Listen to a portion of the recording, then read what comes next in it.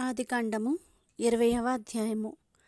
అక్కడి నుండి అబ్రాహాము దక్షిణ దేశమునకు తరలిపోయి కాదేషుకును షూరుకును మధ్య ప్రదేశంలో నివసించి గెరారులో కొన్నాళ్ళు ఉండెను. అప్పుడు అబ్రాహాము తన భార్య అయిన శారాను గూర్చి, ఈమె నా చెల్లెలని చెప్పెను. గనుక గెరారు రాజైన అబీమెలెకు శారాను పిలిపించి తన ఇంట చేర్చుకొనెను.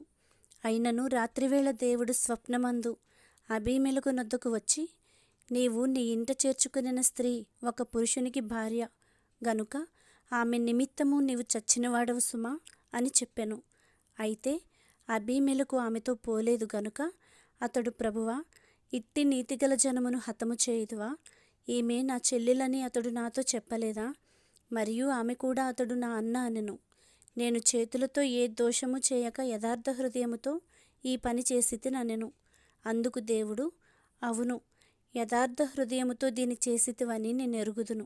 మరియు నీవు నాకు విరోధముగా పాపము చేయకుండా నేను నిన్ను అడ్డగించితిని. అందుకే నేను నిన్ను ఆమెను ముట్టనీయలేదు. కాబట్టి ఆ మనుష్యుని భార్యను తిరిగి అతనికి అప్పగించుము. అతడు ప్రవక్త. అతడు నీ కొరకు ప్రార్థన చేయును, నీవు బ్రతుకుదువు. నీవు ఆమెను అతనికి అప్పగించని ఎడల నీవును నీ వారందరూ నిశ్చయముగా చచ్చెదరని తెలుసుకొనుమని స్వప్నమందు అతనితో చెప్పెను. తెల్లవారినప్పుడు అబీమెలెకు లేచి తన సేవకులందరినీ పిలిపించి ఈ సంగతులన్నీ వారికి వినిపించినప్పుడు ఆ మనుష్యులు మిగుల భయపడిరి. అబీమెలెకు అబ్రాహామును పిలిపించి, నీవు మాకు చేసిన పని ఏమిటి? నీవు నా మీదికిని నా రాజ్యము మీదికిని మహాపాతకము తెప్పించున్నట్లు నేను నీ ఎడల చేసిన పాపమేమిటి? చేయరాని కార్యములు నాకు చేసితివని అతనితో చెప్పెను. మరియు అబీమెలెకు, నీవేమి చూచి ఈ కార్యము చేసితివని అబ్రాహామును అడుగగా, అబ్రాహాము, ఈ స్థలమందు దేవుని భయము ఏమాత్రమును లేదు గనుక నా భార్య నిమిత్తము నన్ను చంపుదురనుకొని చేసితిని. అంతేకాక ఆమె నా చెల్లెలను మాట నిజమే. ఆమె నా తండ్రి కుమార్తె గాని నా తల్లి కుమార్తె కాదు. ఆమె నాకు భార్య అయినది. దేవుడు నన్ను నా తండ్రి ఇల్లు విడిచి దేశాంతరము పోవునట్లు చేసినప్పుడు నేను ఆమెను చూచి, మనము పోవు ప్రతి స్థలమందు ఇతడు నా సహోదరుడని నన్ను గూర్చి చెప్పుము. నీవు నాకు చేయవలసిన ఉపకారం ఇదే అని చెప్పితెనెను.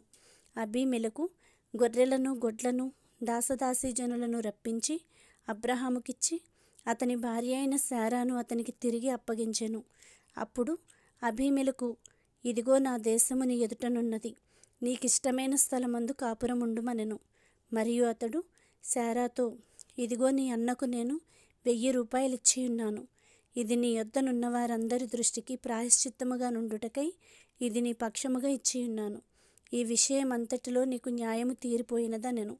అబ్రాహాము దేవుని ప్రార్థింపగా దేవుడు అబీమెలెకును అతని భార్యను అతని దాసీలను బాగుచేసెను. వారు పిల్లలు కనిరి. ఏలయనగా అబ్రాహాము భార్య అయిన శారాను బట్టి దేవుడు అబీమెలెకు ఇంటిలో ప్రతి గర్భమును మూసియుండెను.